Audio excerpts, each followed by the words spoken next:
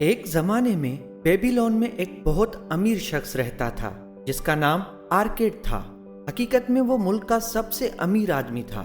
یہ دیکھ کر ان کے بچپن کے دو فرینڈز ان سے پوچھنے گئے کہ وہ اتنا امیر کیسے ہو گیا ہے جبکہ انہوں نے بہت محنت کی ہے اور پھر بھی مشکل سے اپنے گھر والوں کا پیٹ پال سکتے ہیں۔ آرکیڈ مسکرائے اور انہیں بتایا کہ اپنے کام کے دوران ایک بار ایک امیر آدمی نے دولت کا راز بتایا تھا۔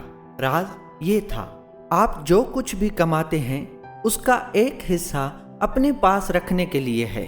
دوسرے لفظوں میں، آپ کو اپنی ساری انکم خرچ نہیں کرنی چاہیے بلکہ اسے انویسٹ کرنا چاہیے اور اسے عقل مندی سے انویسٹ کرنا چاہیے۔ اسٹارٹ کرنے کے لیے آرکیڈ نے یہی کیا تھا۔ اس نے شیلڈ بنانے والے کو ادھار دے کے کافی رقم سیو کی جس نے پھر اس پر انٹرسٹ پے کیا۔ اس طرح سے آرکیڈ کی دولت میں اضافہ ہوا۔ دی ریچسٹ مین ان بیبیلون میں اس طرح کے پرنسپل شامل ہیں اور اس بک میں سے آپ کو وہ مشورے ملیں گے جو کہ آج کے جدید دور میں بھی اپلائی کیے جا سکتے ہیں۔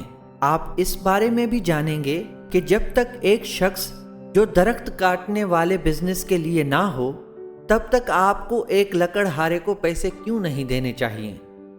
لاسٹ میں آپ کو پتہ چل جائے گا کہ اچھی قسمت اور سخت محنت کرنے کا راز کیا ہے، اس لیے ویڈیو کو لاسٹ تک دیکھیں۔ اگر آپ چینل پر نئے ہیں تو سبسکرائب کرنا نہ بھولیں۔ چیپٹر نمبر 1، دولت بنانے کا راز سمجھداری سے بچت اور انویسٹ کرنا ہے۔ کیا آپ نے کبھی سوچا ہے کہ کیوں کچھ لوگ دولت حاصل کرنے میں دوسروں سے بہتر ہوتے ہیں؟ کیا یہ اس لیے ہے کیونکہ وہ اپنی انکم کی ایک ایک پائی بچانے کی کوشش کرتے ہیں جبکہ دوسرے ہر طرح کی چیزوں میں اپنی کمائی کو اڑا دیتے ہیں؟ در حقیقت امیر بننے کا راز ان دو باتوں کے بیچ میں چھپا ہے۔ امیر بننے کے لیے آپ کو نہ صرف پیسہ جمع کرنا چاہیے بلکہ یہ بھی جاننا چاہیے کہ اس کا عقل مندی سے استعمال کیسے کرنا ہے۔ یقیناً آپ کو سب سے پہلے جو کرنا چاہیے وہ پیسہ بچانا ہے۔ ظاہر ہے اس کا مطلب ہے کہ آپ جو کچھ بھی کماتے ہیں اسے پورا خرچ نہیں کر سکتے ہیں اور اس لیے آپ کو اپنے وسائل سے تھوڑا نیچے رہنا چاہیے، لیکن اس طرح سے پیسہ بچانا آپ کے امیر بننے کے لیے کافی نہیں ہے۔ آپ کو انویسٹ کے موقع بھی تلاش کرنے چاہیے۔ ایسا اس لیے کیونکہ آپ کے گھر میں رکھی ہوئی رقم میں اضافہ نہیں ہوگا، یہاں تک کہ اسے بینک میں رکھنے سے بھی صرف معمولی انٹرسٹ ہی ملے گا۔ اس کے بجائے آپ کو اپنی بچت کو کسی ایسی چیز میں لگانا ہوگا جس میں زیادہ دولت پیدا ہو، جیسے اسٹاک، گورنمنٹ بانڈز یا اسٹارٹ اپ کو فنڈ دینا۔ اگر آپ اسے صحیح طریقے سے کرتے ہیں تو آپ کی طرف سے بنا کسی ایکسٹرا کوشش کے آپ کی بچت میں اضافہ ہو جائے گا۔ جب بھی آپ کوئی انویسٹ کریں تو سمجھداری سے کریں۔ اپنی سیونگ صرف ان لوگوں کو دیں جو انہیں استعمال کرنا جانتے ہوں۔ فار ایگزامپل، آپ کو کسی لکڑہارے کو اپنا پیسہ اس لیے نہیں دینا چاہیے کیونکہ وہ کہتا ہے کہ وہ جیولری خریدنے اور بیچنے کا بزنس اسٹارٹ کرنے جا رہا ہے۔ ایکسپیرینس نہ ہونے کی وجہ سے لکڑہارا ساری رقم گنوا سکتا ہے۔ چیپٹر نمبر 2، مالی طور پہ کامیاب ہونے کا راز ہمیشہ یہ ایکسپٹ کرنا ہے کہ آپ کتنا کام جانتے ہیں۔ کیا آپ اپنے آپ کو ایک نالجبل انسان مانتے ہیں اور عقل مند بھی؟ اگر ہاں تو آپ صدمے میں ہیں۔ حقیقی نالج یہ محسوس کرنے میں ہے کہ آپ حقیقت میں کتنا کام جانتے ہیں اور اسے ایکسپٹ کرتے ہیں۔ قدیم فلسفی سقراط نے یہ بات تسلیم کرنے کے لیے خود کو عقل مند مانا کہ مجھے پتا ہے کہ میں کچھ نہیں جانتا۔ یہ فلسفہ تب بھی لاگو ہونا چاہیے جب آپ نئی چیزیں سیکھتے ہیں۔ اپنے آپ کو یہ سوچ کر بیوقوف نہ بنائیں کہ اب آپ اچانک بہت کچھ جان گئے ہیں، بلکہ اس کے بجائے چاروں اور دیکھنے کے لیے ایک سیکنڈ کے لیے رکیں۔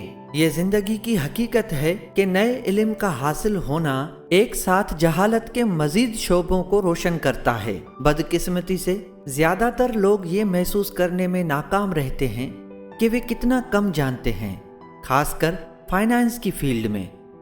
در حقیقت اسٹڈی سے پتہ چلا ہے کہ زیادہ تر بالغ افراد بیسک فائنینشیل فارمولا استعمال کرنے کے لیے स्ट्रगल करते हैं। मिसाल के तौर पर कंपाउंड इंटरेस्ट का हिसाब लगाना। इससे भी बदतर बात यह है कि वो उन तमाम एरियाज पर गौर किए बगैर अपनी थोड़ी नॉलेज की बुनियाद के साथ आगे बढ़ने का रुझान रखते हैं जिनमें वो ला इल्म हैं।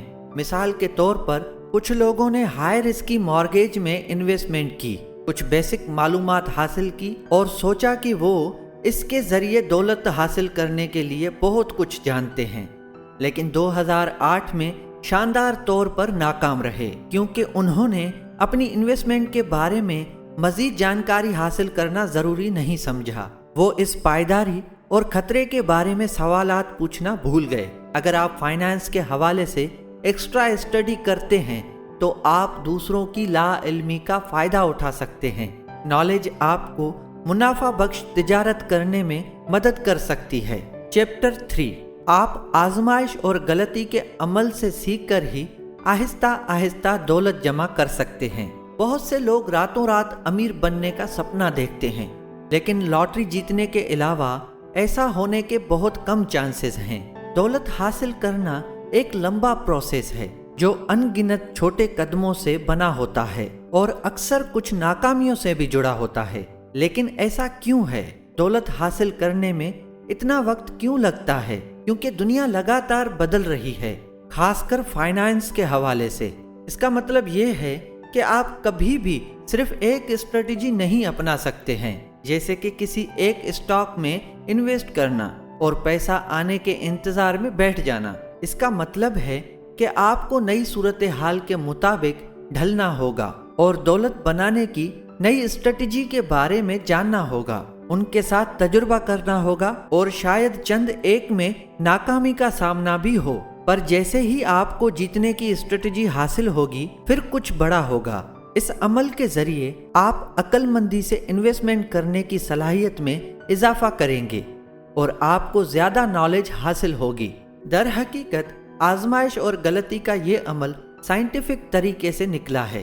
नाकाम तजुर्बात भी उतने ही यूजफुल हो सकते हैं जितने के कामयाब। लिहाजा अगर आप एक नाकाम सरमायाकारी करते हैं तो शायद आप इतना सीख जाएं कि फिर आप उसी फील्ड में कामयाब सरमायाकारी कर सकें। चैप्टर नंबर 4, सिर्फ पैसे के लिए काम न करें, लॉन्ग टर्म इन्वेस्टमेंट करें जहां आपका पैसा आपके लिए काम करता रहे।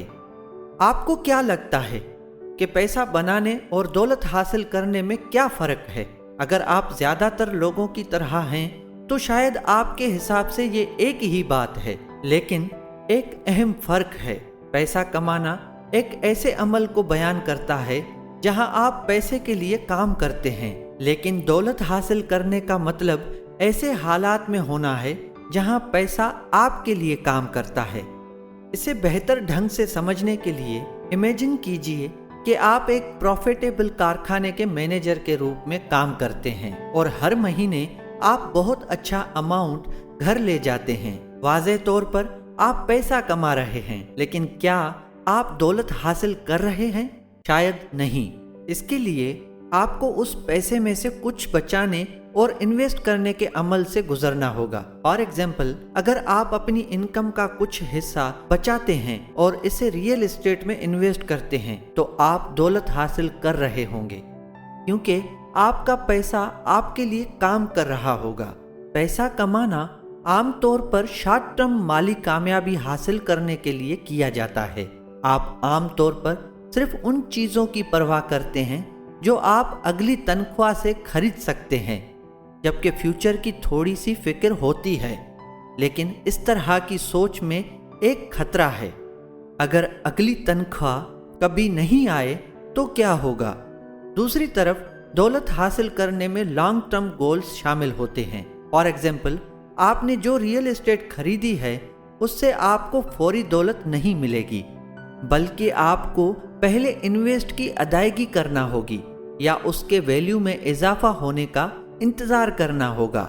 इसमें कुछ वक्त लग सकता है, लेकिन एक बार जब इन्वेस्ट की अदायगी शुरू हो जाती है तो तब तक ऐसा करना जारी रहेगा जब तक आप उसके मालिक नहीं हो जाएं। इस तरह की लॉन्ग टर्म प्लानिंग आपकी नौकरी खोने जैसी अनएक्सपेक्टेड वाकयात के लिए तहफ़्फ़ुज़ फराहम करने में मदद कर सकती है। चैप्टर नंबर 5, आप किस्मत की तारीफ कैसे करेंगे। बहुत से लोगों का मानना है कि किस्मत बेतरतीबी वाकयात की तश्कील करती है, लेकिन क्या ये वाकई में हमेशा सही साबित होता है। मान लें कि आप टेनिस टूर्नामेंट में खेल रहे हैं। आपने महीनों तक सख्त मेहनत की और अच्छी तरह से तैयारी की है। आखिर में आप नेट के ऊपरी हिस्से को क्लिप करके फाइनल जीत जाते हैं। क्या ये खाली इत्तेफाक या किस्मत थी? बिल्कुल नहीं, आपने अपनी मेहनत से ये जीत हासिल की थी। जब लोग बेतरतीब किस्मत के बारे में बात करते हैं तो वो हकीकत में चांस के बारे में बात कर रहे होते हैं। हकीकी किस्मत को चांस से अलग करने की जरूरत है, क्योंकि किस्मत वाकई में बेतरतीब नहीं है, बल्कि लोग इसके लिए मेहनत करते हैं और इसे कमाते हैं। तो आप खुद को खुशकिस्मत बनाने के लिए कैसे काम कर सकते हैं? बस लगातार अपनी दौलत को बढ़ाने के मौके की तलाश करते रहें। चैप्टर नंबर 6, अपने खर्चों के बारे में अक्लमंदी से काम लें और कर्जा न लें। क्या आपने कभी सोचा है कि कुछ लोग माली तबाही में क्यों फंस जाते हैं? आमतौर पर यह सिर्फ इसलिए होता है क्योंकि वो कम अक्लमंदी से फाइनेंशियल डिसीजन लेते हैं। तो आप इससे कैसे बच सकते हैं? सबसे पहले आपको अपनी ज़ाती ज़रूरतों और अपनी फाइनेंशियल कंडीशन को सामने रखते हुए अपने तमाम खर्चों के बारे में फैसले करने की ज़रूरत है। मिसाल के तौर पर मान लें कि आप एक नई चमचमाती कार चाहते हैं। आपको हकीकत में इसकी ज़रूरत नहीं है और इसे खरीदने के लिए बहुत सी शर्तों पर कर्ज लेना पड़ेगा। सही माना में आपको ऐसा नहीं करना चाहिए, लेकिन आप ऐसा करते हैं। अब आप ज़्यादातर इनकम इंटरेस्ट पे करने के लिए यूज़ कर रहे हैं और आखिरकार आप उस जगह पहुंच गए हैं जहां आपको असल कर्ज वापस करना है। आप इसे वापस नहीं कर सकते, इसलिए आप इसे चुकाने के लिए एक और कर्ज लेते हैं और इसी तरह आप कर्ज में फंस जाते हैं। हकीकत में कर्ज लेना आमतौर पर एक बुरा ख्याल है, क्योंकि आप इन्वेस्ट करने और दौलत जमा करने के लिए पैसे नहीं बचा पाएंगे। इसके बजाय आप अपनी इनकम को कर्ज चुकाने में खर्च कर देंगे। इस किताब का असल मकसद दौलतमंद बनने के राज को आपके सामने रखना है। पैसा बचाने के लिए आपको अपनी इनकम से नीचे जिंदगी गुजारना और उसका कुछ हिस्सा अपने लिए रखना है। आपको ये भी समझना चाहिए कि आप मेहनत करके और बहादुरी से मौके का फायदा उठाकर अपनी किस्मत चमका सकते हैं।